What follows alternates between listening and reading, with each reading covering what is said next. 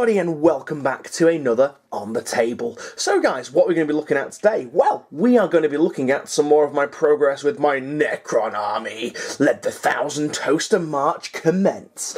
So yeah, since doing the Lord that I did, I've kind of done a whole buttload of stuff. I've got a whole bloody tomb world full of Necron warriors, and obviously a half-completed Doomsday Cannon arc thing, and a bunch of scarabs and stuff. Can't remember if I've done the scarabs. If not, then here is my scarab swarms. They look very, very cool now they're all done. Obviously need to tidy up the edges of the basings, but that's not what we're looking at today. We're looking at the Necron warriors, and I just found a pot of paint on the floor that I thought I'd lost. Nice. Unearthing the thing. It's like an archaeological dig in this office, in this workshop, should I say. But yeah, so anyway, we're going to look at the Necron warriors, and we're also going to look at something else at the end as well. So, these are my Necron warriors that I've done. This is the colour scheme. We've gone for a very regal, a very rich-looking colour scheme, some quite nice, bright, punchy colours on there. Let me just zoom in a little bit. We've gone for a really, really bright gold with a bit of a sepia wash to it, just to make it a little bit more antiquated.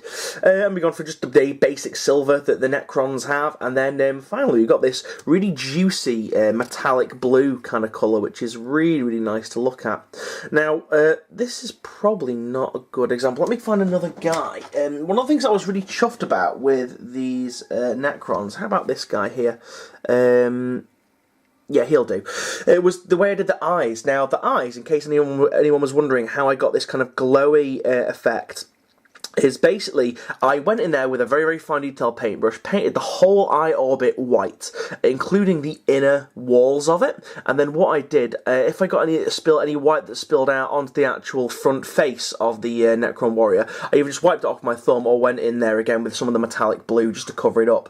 Then what I did, I got my like glowy day glow green, and I just went in there quite liberally with it, and what happened is, the little eye recess there that's slightly raised, the paint kind of pools off it, and then it leaves like the white middle bit exposed, and then glowy green around the edges, and it just looks awesome. Looks like the glow is proper spilling out from the inside of his skull helm, which is just awesome.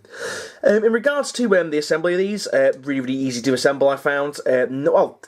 Reasonably easy to assemble, I should say. The arms did give me some difficulty, but I basically painted it with this whole arm section off so I could get the black, and as a result, these are the Necron warriors of the Tomb Legion, the Black Hand, because I'm too lazy to go back in there and paint it. But yeah, in regards to the colour scheme, I alluded to this in my last video about Necrons, and I actually dug out one of the very, very, very first Necron miniatures that I painted, which is this fucking thing right here. Oh, how the times have changed. In regards to, I mean, the design is kind of the same, but the overall look and aesthetic is just fucking ridiculous. Let's look at this guy for a second. Look at his face. Look how cross he is. I'm gonna get you. It's really funny, but you can kind of see, this is like my original colour scheme, so I've got like the gold with the silver and then the green and things like that, and obviously you had fucking red beady eyes on there. This is fucking terrible. I think I've sold most of these. This is the last one I could find. So obviously somebody out there that bought 5 of them only got 4, but oh well.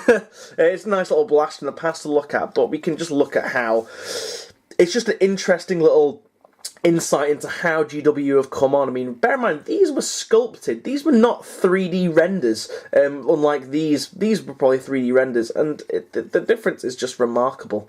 And I remember it was, I think, back in the day, it was £4 for 2 Necron warriors, maybe £4.50 or £5. So in order to get a squad, you need to spend quite a bit of cash on there, but you can kind of see where I've reciprocated, you know, the bronze with the bronze here, or brass. Bronze is like a more orangey, I think brass is more yellowy, I'm not entirely sure. I'm not a metallurgist, I'm not into metallurgy, or however you say it.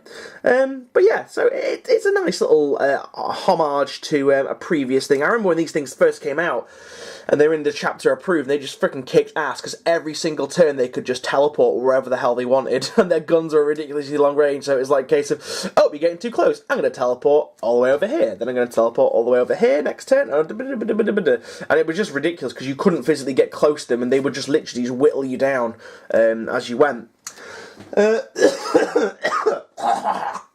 Coughing up a lung there. I do apologise. I'm going to try and get this done quick because my light is fading, I do believe. I use rechargeable lights and... yeah, it's starting to flicker a little bit. So we'll get on and we'll look at the next thing that I've got, which is this Triarch Stalker, which is really, really cool and really awesome, really imposing on the battlefield.